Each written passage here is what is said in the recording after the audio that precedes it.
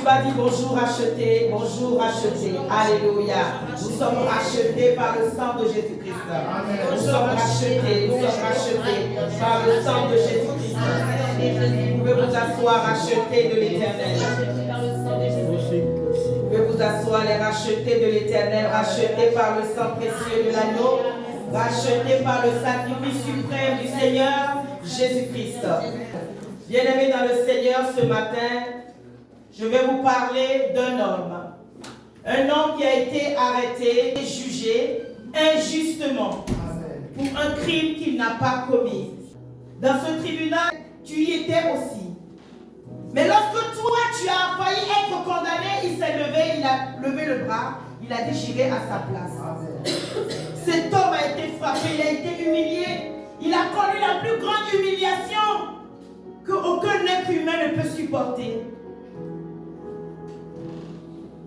Il a été frappé, flagellé.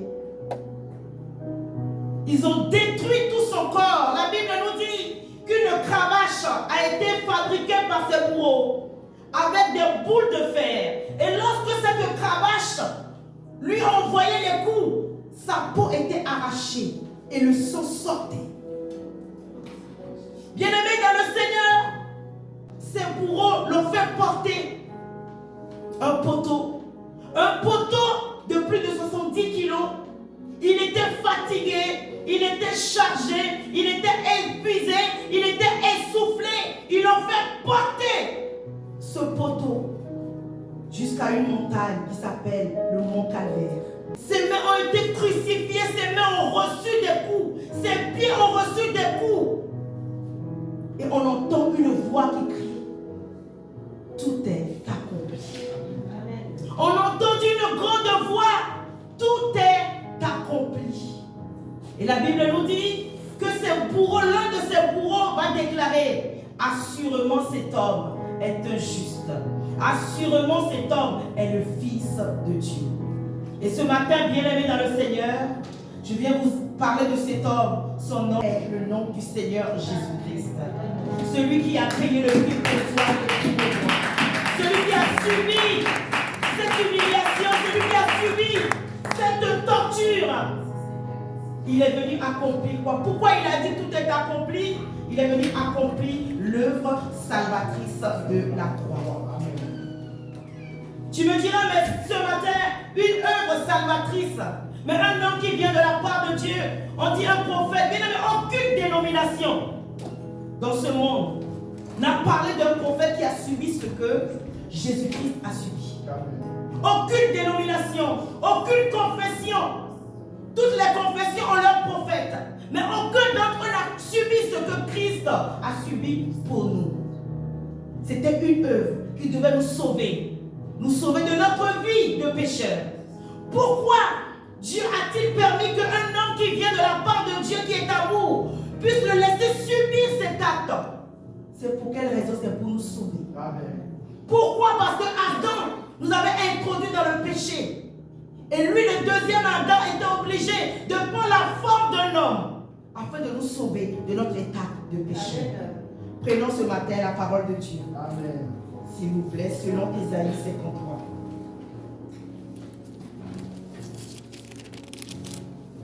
Pourquoi une mort aussi atroce?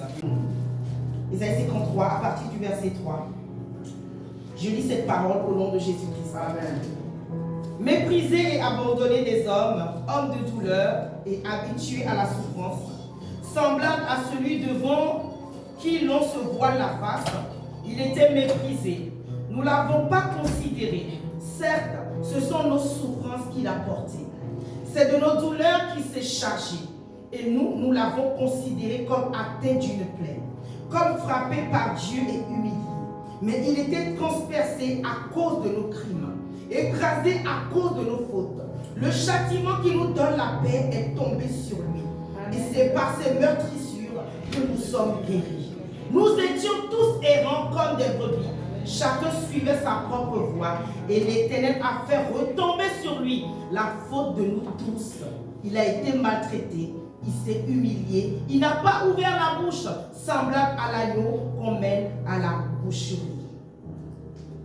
C'est pour toi, mon frère. Amen. C'est pour toi, ma soeur, ce matin, que le Seigneur Jésus-Christ prenait place, a subi cette humiliation, a subi cette souffrance, afin que le châtiment qui doit tomber sur toi, le sursis qui doit tomber sur toi, est tombé sur lui. Quel amour! Amen. Il a dit, tout est accompli, bien-aimé dans le Seigneur. La Bible nous dit que la prédication de la foi est une folie. Une folie pour qui? Pour ceux qui se perdent. Mais à nous, les enfants de Dieu, c'est une puissance. Prêcher la croix, prêcher un Dieu qui est venu sauver l'humanité à la croix. Mais pourquoi la mort de la croix? À l'époque du Seigneur Jésus-Christ, la mort de la croix était réservée aux brigands. La mort de la croix était réservée aux assassins, était réservée à ceux qui ont commis des actes que vous ne pouvez pas imaginer. Un peu comme aux États-Unis, certaines personnes, lorsqu'ils commettent des crimes, ils passent à la chaise électrique. C'était la chaise électrique de leur époque. Donc pour vous dire qu'on annonce,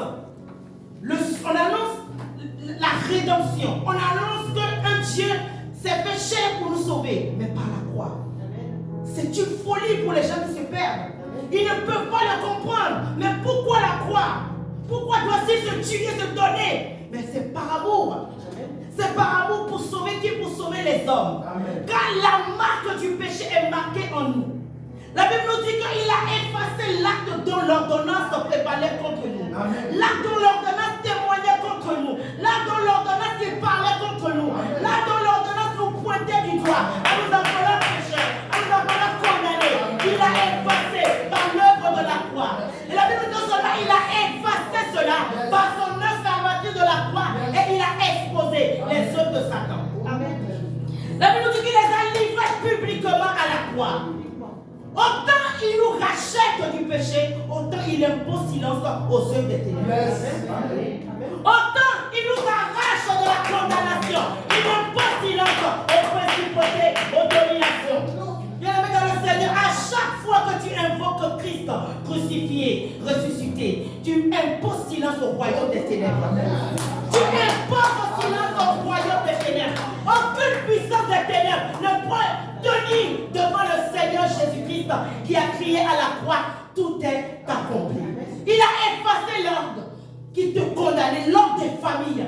Bien aimé, dans certaines familles, il y a des ordonnances qui parlent contre nous. Des ordonnances qui témoignent contre nous, qui nous appellent à la destruction, qui nous appellent à l'échec, qui nous appellent à la mort. Mais par la venue de Christ, ces actes sont effacés. C'est une puissance pour toi de croire au Seigneur Jésus-Christ. C'est une puissance que Dieu te donne. Il dit ceux qui se perdent, ceux qui se moquent, ceux qui rejettent l'évangile, c'est une folie pour eux. Ils ne peuvent pas comprendre. C'est un mystère de croire qu'il y a un Dieu qui a tant aimé le monde, aimé l'homme. La motivation de Dieu, c'était quoi? C'est de demeurer en communion avec nous constamment. Pour que le péché soit ôté. Il faut que le mal soit ôté, afin que tu puisses vivre, jouir de cette relation intime avec notre Dieu. Le problème, bien aimé dans le Seigneur, de certaines personnes, c'est le péché. C'est le péché. Il est venu détruire cet acte qui nous condamnait. Et Dieu veut demeurer constamment avec nous. Il veut vivre constamment avec nous. Il veut continuer l'amour du jardin d'Éden avec nous. Et il a cherché. Il a vu que par ce péché, le mal est rentré dans le monde. Il a dit, il faut que je trouve une solution. Yes. Et il a envoyé son fils, le Seigneur Jésus. Par son œuvre salvatrice qu'il a accomplie, il est venu introduire la rédemption. Il est venu introduire la rédemption à l'humanité. À nous qui avons cru en lui. Amen. Nous n'étions pas dignes d'invoquer Dieu. Nous n'étions pas dignes de prier. Nous n'étions pas dignes. Mais la rédemption nous a trouvés dans notre état. Et nous a rendus dignes aux yeux de Dieu. Qui sommes-nous pour parler de Dieu? Qui suis-je moi ce matin pour parler de Dieu? Qui suis-je moi aujourd'hui pour dire que Dieu m'a dit, j'ai vu Dieu, j'ai entendu? C'est la rédemption qui est venue me chercher. Dans mon état de pécheur. Dans ma vie d'abomination qui ne glorifiait pas le Seigneur. La rédemption te suffit, bien-aimé dans le Seigneur chrétien. La rédemption. Lorsque tu comprends cela, tu as horreur même du péché parce que tu sais que c'était de cet état qui t'a sorti pour faire de toi ce que tu es aujourd'hui. À la croix, la Bible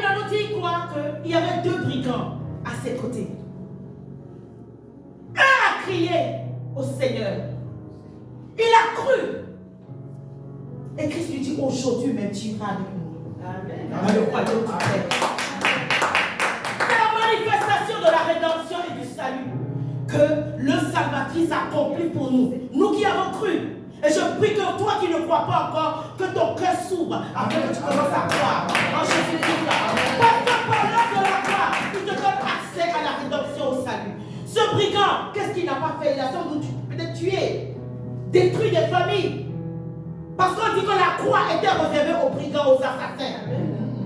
Donc s'il est là, c'est qu'il a commis des fautes. Donc lui-même, il reconnaît. Et il a fait une prière au Seigneur Jésus-Christ. Christ a compris qu'il avait cru au rédempteur qu'il est, à celui qui accorde le salut. Il dit aujourd'hui, mais pas demain, ni après-demain, pas 10 jours après, pas que tu retournes au tribunal, mais aujourd'hui même. Pourquoi? Parce qu'il a cru. Aujourd'hui même, si cette croix, aujourd'hui même, où cette croix, on dit que c'est réservé aux brigands. Aujourd'hui même, brigand que tu es, tu as accès au salut. Aujourd'hui même, prostituée que tu es, tu as accès au salut. Aujourd'hui même, voleur que tu es, tu as accès au salut. Aujourd'hui même, pas demain. Lorsque tu crois, c'est aujourd'hui, mais c'est à l'instant T. Aujourd'hui même, brigand, tu as accès au paradis. Par le Salvatrice de la croix, la rédemption nous a été donnée. Le salut nous a été donné. Nous sommes sauvés. Quiconque croit au Seigneur Jésus-Christ sera sauvé. Sauvé des condamnations de famille. Sauvé de la condamnation de Satan.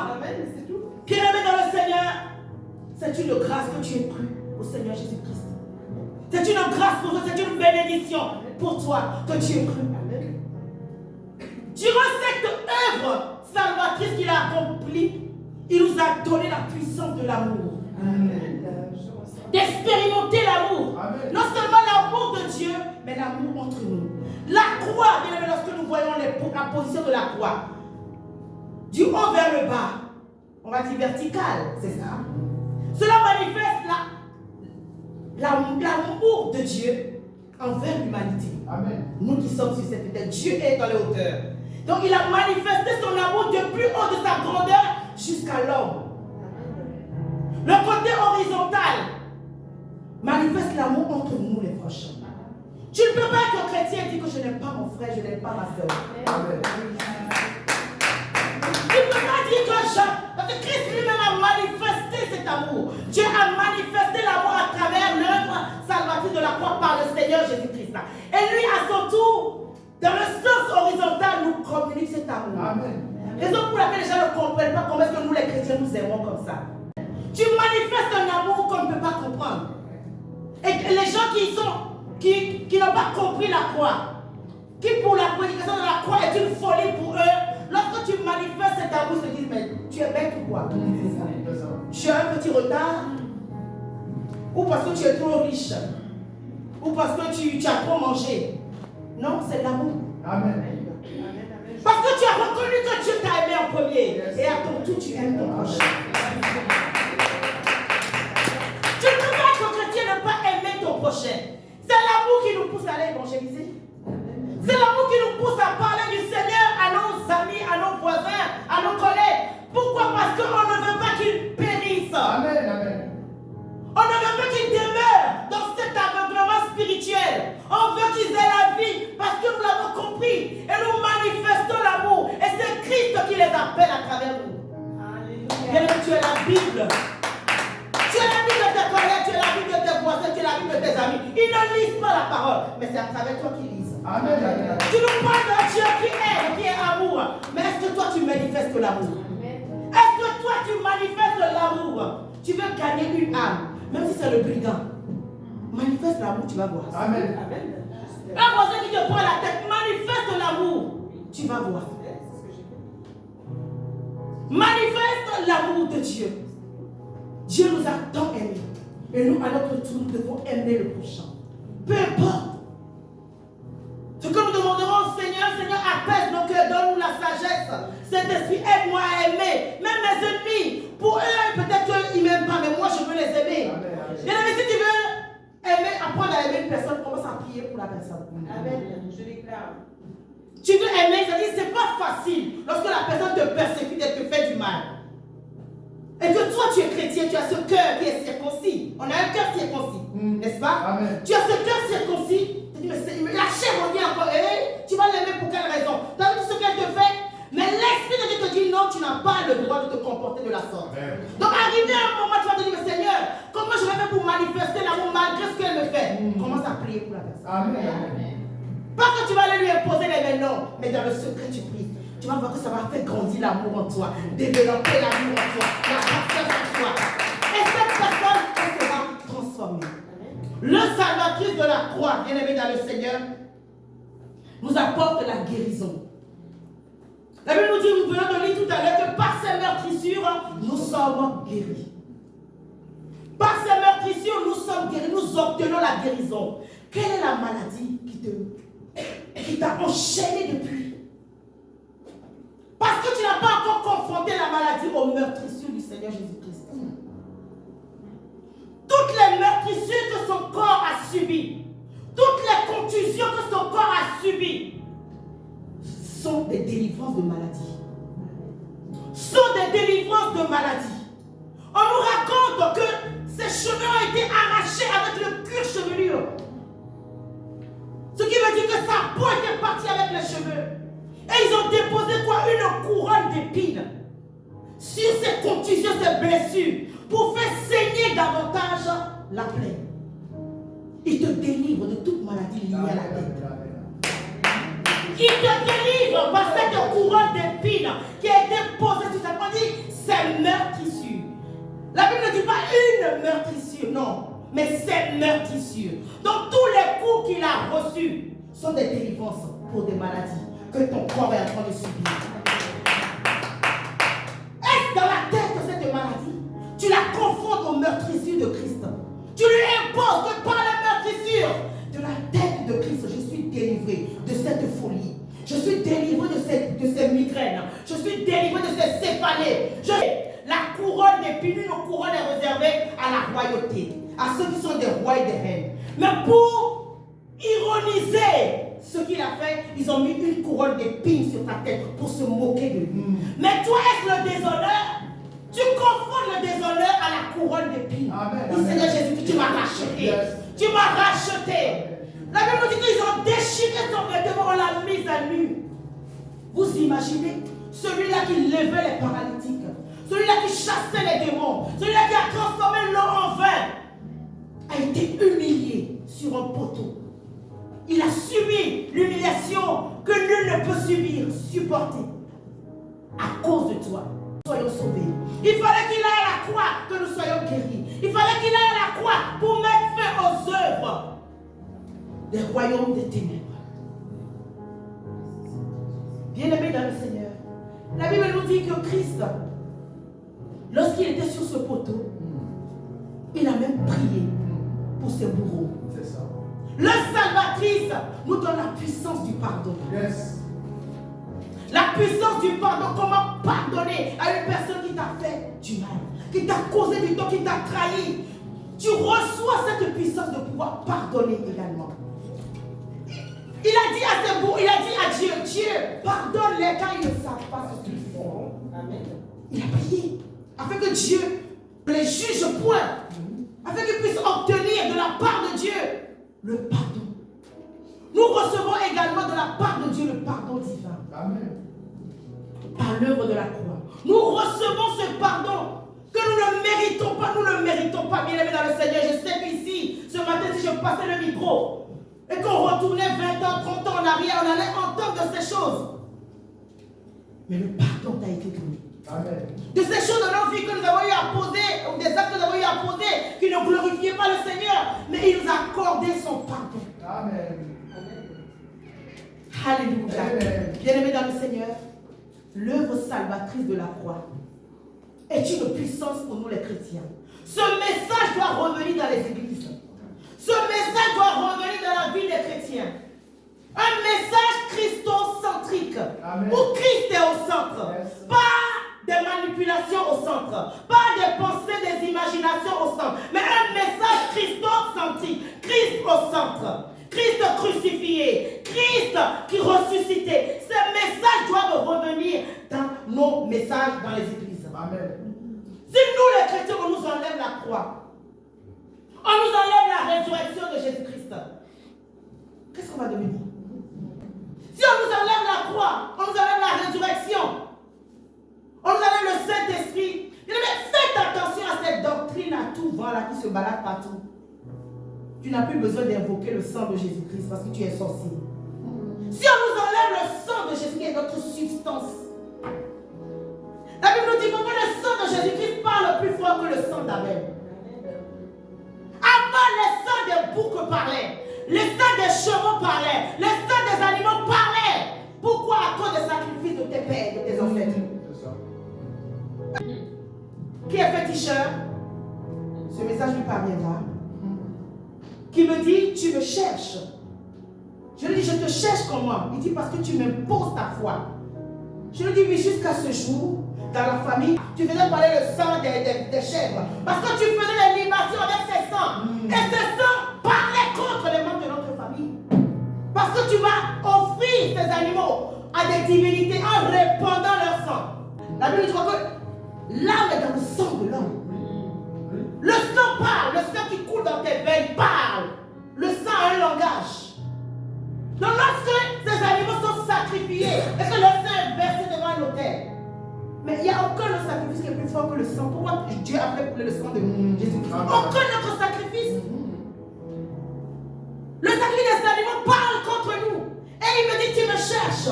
Je lui dis, mais dis, moi, toi qui crois que je te cherche, mais tu vas rencontrer le Seigneur Jésus-Christ.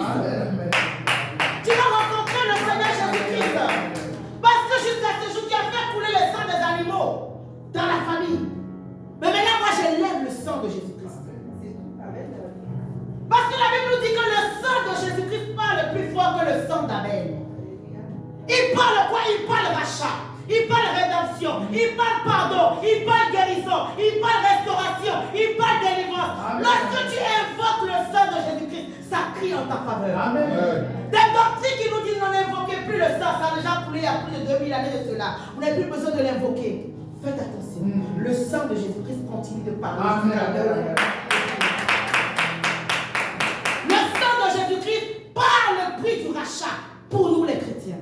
Continue de l'invoquer. Continue de prier avec le sang de Jésus-Christ. Le sang, ils ont vaincu l'ennemi de nos âmes. Ils ont vaincu les forces de ta famille. Ils ont vaincu les forces de domination qui régnaient à cause du quoi? Le sang de l'homme. Pas le sang d'une vache, mais le sang de Jésus-Christ. Il faut recevoir la révélation qui est cachée derrière le sang versé de Jésus-Christ. Derrière le sacrifice de la croix. Mais tout est accompli pour toi ce matin. Yes. Tout a été payé. Qu'est-ce que tu recherches? Tout a été payé pour toi. Qu'est-ce qui manque à ta vie? C'est que tu n'as pas encore perçu la révélation qui est cachée derrière la prédication de la croix. Ce n'est pas une folie pour toi qui est là ce matin devant moi. La prédication de la foi qui t'est parvenue, ce n'est pas une folie pour toi, parce que tu n'es pas des gens de ce monde. Mais elle a une puissance pour toi. Mais qu'est-ce que tu en fais?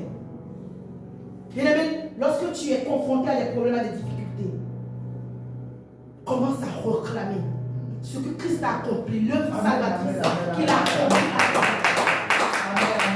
Lorsque les choses commencent à te manquer dans ta vie, rentre dans cette révélation. C'est une révélation que tu dois avoir pour comprendre que c'est une puissance et non une folie.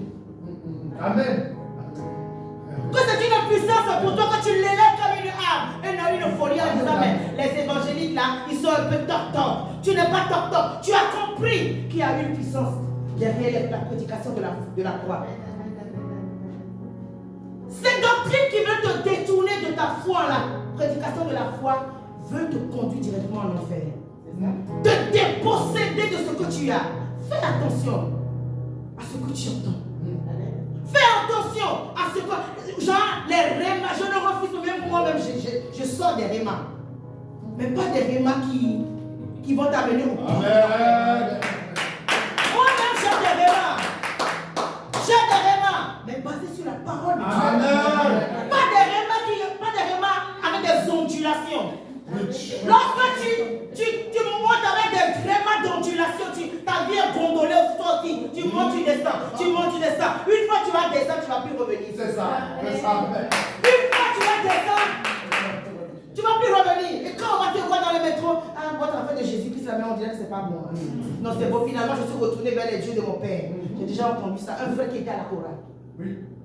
Il était à la chorale, pas ici, que Dieu nous en préserve. Pas à mon Amen. Amen. C'était ailleurs. Amen. Donc finalement, je retourne vers les dieux de mes pères. Le sang l'a réclamé. Oui, il y avait des animaux qui parlaient sur les autels. Vous, là, vous dites, vous donnez vos vies à Jésus-Christ, là. Vous allez tourner, vous allez revenir encore. Parce qu'il n'a pas travaillé dessus. Il n'a pas confronté la voix du sang de Jésus-Christ aux voix des animaux sacrifiés sur ces autels. Amen, amen, amen. Bien-aimés dans le Seigneur, le salvatrice de la croix nous donne également la foi. La foi. La foi serviteur. La foi servante. La foi serviteur. La foi en Dieu. La foi en ses promesses. La foi en ce qu'il t'a montré en vision. La foi en ce qu'il t'a dit. La foi. La Bible nous dit que lorsqu'il était sur cette croix, les bourreaux sont venus lui donner du vin mêlé. Mêlé avec du vinaigre. En fait, ce vin, vous savez c'est quoi? C'est de l'anesthésiant. Ils étaient tellement dans la joie de torturer ce juste. Ils voulaient faire durer encore la sentence. Et lui donne ce vin mêlé. C'est un produit anesthésiant pour qu'il puisse supporter cette douleur. Mais il a rejeté cela. Il a rejeté pourquoi? Parce qu'il sait qu'il a une mission à accomplir. Le produit anesthésiant allait le soulager. Et il allait commencer à négocier avec ses bourreaux. Mais lorsque le problème arrive, tu vas commencer à négocier avec ses bourreaux. Ah oui! Oh Joe, c'est pas grave. On peut faire comme ça. Descends-moi vite fait de la croix, on va voir ça après. Donne-moi un peu d'eau. Mets-moi des pansements sur les plaies. Christ avait la foi. En Ésaïe 53. Il avait la foi qu'il était en mission. Pour nous sauver. Pour sauver le pasteur Colissa. Sauver le pasteur John. La servante Marilène. Pour nous sauver. Et il ne veut pas accepter un anesthésien. L'anesthésien, c'est, on va dire, c'est le compromis. Le compromis. Je suis un peu chrétien. Je crois un peu en Dieu, mais je crois un peu en ça. Oui, c'est pas mal, on peut mélanger les deux et ça donne une doctrine. Et ça résout tes problèmes. En fait, tu vas chercher toi-même l'exaucement. Tu arraches toi-même ton exaucement en acceptant le compromis. Donc, ce vin mêlé est un compromis que ses bourreaux lui donnaient afin qu'il puisse dire, mais finalement, je dis que je ne suis pas ce que j'avais dit là. Je ne suis pas ça. Et le tout est accompli, n'allait pas s'accomplir. C'est ça. Il te faut la foi. Le salvatrice est venu nous communiquer également la foi en Dieu. Le salvatrice est venu nous donner. Il faut croire en Dieu. Nous communiquer cette puissance qui est la foi. La foi est une ferme assurance. C'est une ferme assurance lorsque le monde, les choses autour de toi te signalent le contraire. Mais la foi que tu as en Dieu te dit, vas-y. Vas-y, résiste, sois fort, sois forte. Ne laisse pas, continue dans cette marche avec le Seigneur. Le salvatrice est venu donner cette foi, nous communiquer la foi de croire en Dieu, de croire qu'il existe et qu'il est le rémunérateur de ceux qui le cherchent. Et le cherchent comment? Réellement, en esprit et en vérité. L'œuvre salvatrice de la croix doit être ton message de tous les jours. Doit résonner tous les matins dès que tu te lèves dans ton esprit. Christ, tu as tout accompli pour moi. Je saisis le tout est accompli, c'est pour moi. Je prends le tout est accompli ce matin, c'est pour moi. Dans le tout est accompli, tout ce qui est manque de ma vie, je l'appelle à existence dans ma vie. Tout ce qui est vide dans ma vie, je viens le combler par le tout est accompli. Amen. Bien aimé, les bourreaux ont fini par confesser que Jésus-Christ est réellement le Fils de Dieu. Yes. Amen. Yes. Parce qu'ils ont vu tout ce qui s'est passé. Ils ont l'habitude de crucifier les gens. C'est leur travail. Les bourreaux dont la Bible nous parle, les évangiles nous parlent, ils ont l'habitude de crucifier les gens. Ils connaissent toutes sortes de manières de crucifier leurs victimes. Ils les connaissent, leur travail. Comme ceux qui coupaient la tête aux gens à l'époque. Ils connaissent. Ah, il n'est pas bien mort, couper encore le dernier nerf, là, sinon il risque de revenir à lui. Ils connaissent. Donc, lorsque ces bourreaux ont vu Christ sur cette croix, la Bible nous dit que le voile du temple s'est déchiré. D'abord, il y a eu l'obscurité dans la vie. Ils se sont dit, mais depuis 10 ans, 20 ans, 30 ans que nous crucifions les brigands. Mais c'est quoi ça? Tout d'un coup, la ville a été plongée dans le chaos, dans l'obscurité. Et la Bible nous dit que le voile du temple s'est déchiré, du haut vers le bas. Yes. Le voile du temple représente quoi? Il représente la présence de Dieu.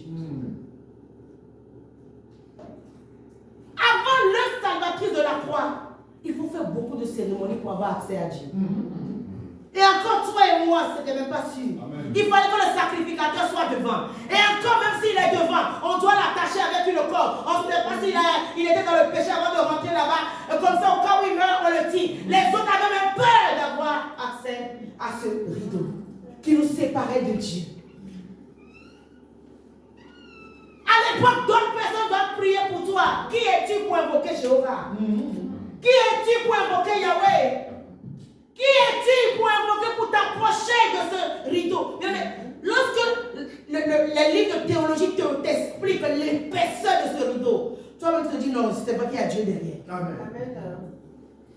Plus de 30 mètres de haut, aussi large comme ça. Donc quand tu le vois, tu sais que non, il y a quelque chose derrière. Amen. Mais par le salvatrice de la croix, ce voile s'est déchiré. C'est vraiment une folie pour les gens qui ne croient pas. Yes. Pourquoi? Ah bon? Toi aussi pécheur, là, tu veux avoir accès à Dieu. Toi fornicateur, là, tu veux avoir accès à Dieu. Toi l'escroc, là, tu veux avoir accès à Dieu. Le voile est déchiré. Yes. Amen. Le voile est déchiré. Amen. Le voile est déchiré. Amen. Le voile est déchiré. Les péchés sont pardonnés. Amen. Les accusateurs se sont tus. Le voile s'est déchiré du haut vers le bas. Nous donnons ainsi accès à la présence de Dieu. Amen. Nous réconcilions avec notre Père. Nous réconcilions avec notre Créateur. Parce que tout est accompli. Amen. Tout est accompli pour toi. Tout est accompli pour moi. Tout est accompli pour tous les chrétiens qui ont cru en l'œuvre salvatrice de la croix. Parce que le voile est déchiré. Tu peux rentrer avec assurance dans la présence de Dieu. Amen. Tu peux aller toi aussi l'invoquer. Tu peux aller lui parler. Tu n'auras plus derrière un bois pour dire je parlerai d'abord au sacrificateur. Ensuite le sacrificateur ira transmettre mon message. Non. Il peut déformer ta prière.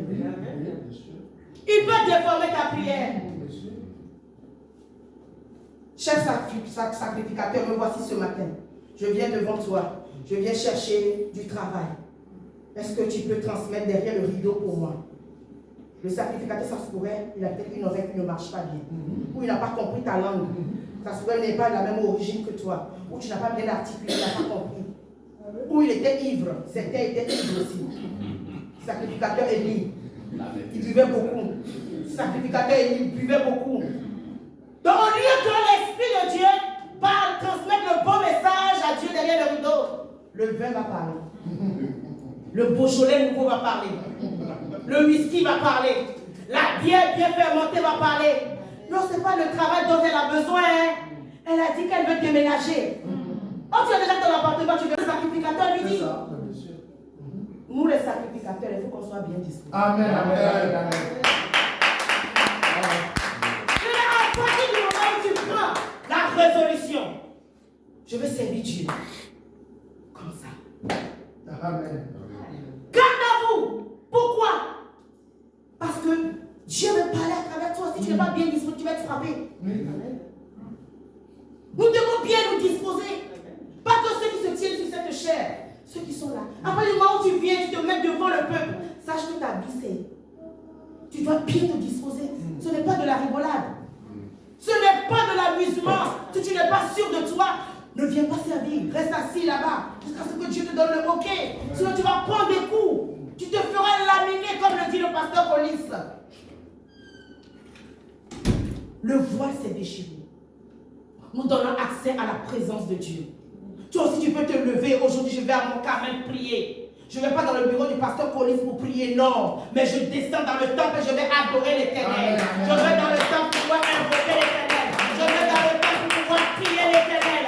Bien aimé dans le Seigneur, lorsque tu n'arrives plus à prier, sache qu'il y a une séparation entre toi et Dieu. Amen. Lorsque tu n'arrives plus à faire la volonté de Dieu, sache qu'il y a une séparation.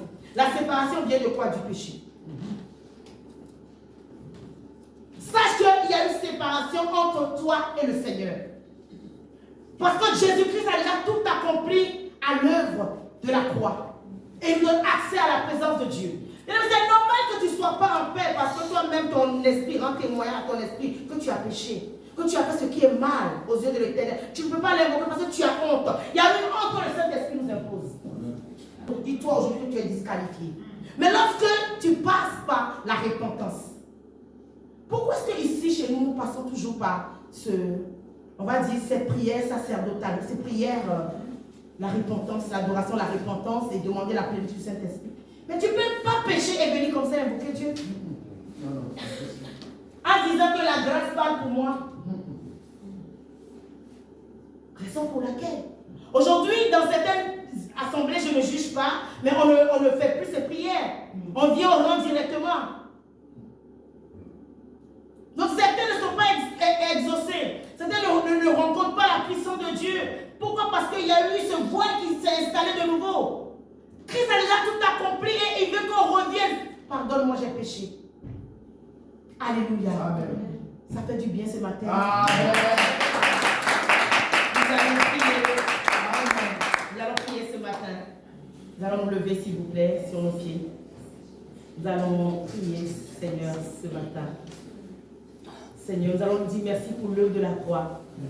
Le salvatrice, bien-aimé, de là où tu es, commence à réaliser ce que Christ a payé pour toi.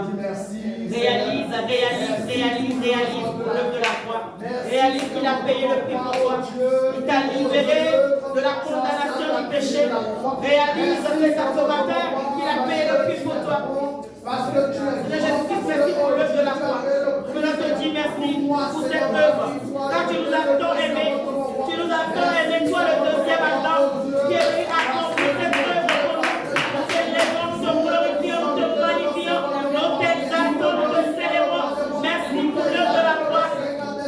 Merci de nous avoir rachetés. Merci d'avoir payé le prix pour nous. Oh Christ, nous t'élèvons pour ton sang versé, pour ton corps qui a suivi des flagellations.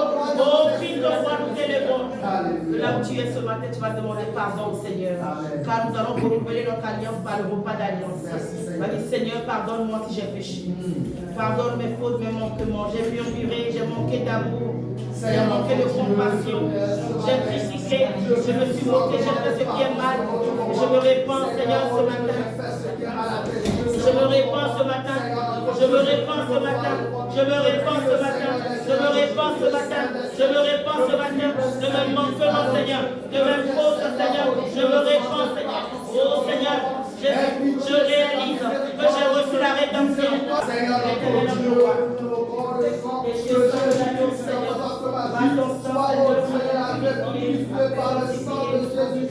Seigneur, notre Dieu, je le demande ce matin, c'est votre roi. Oh Dieu, lave-moi, c'est votre roi.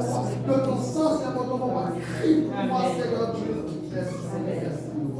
Je prie. Seigneur Jésus-Christ était réuni dans cette chambre avec ses disciples. Voyant son heure venir, il leur a laissé cette instruction. Voici mon sang versé. Voici mon corps livré pour vous. Ceci est un rappel de l'œuvre salvatrice de la croix. Ceci est un rappel que c'est un sacrifice que Christ a payé pour nous. Jésus-Christ, nous sommes réunis à Mont-Carmel ce matin, devant ce repas d'alliance. Et nous croyons en cette ordonnance que tu as laissée à tes disciples. Car nous sommes également tes disciples en ce lieu. Et nous reconnaissons que tu as été livré pour nous. Si tu nous rappelles de prendre ce corps et ce sang, c'est pour que nous demeurions en parfaite harmonie, union, unité d'esprit avec toi. Christ, je prie afin que ces éléments reçoivent le mystère de l'œuvre salvatrice de la croix, afin que cela travaille en nous, cela transforme nos vies, nous restaure, nous guérisse, fortifie notre foi, nous donne de l'amour, Seigneur Jésus-Christ. Je déclare que ce repas d'alliance est saint pour la consommation des saints de cette église. Amen. Au nom de Jésus-Christ. Amen. Amen.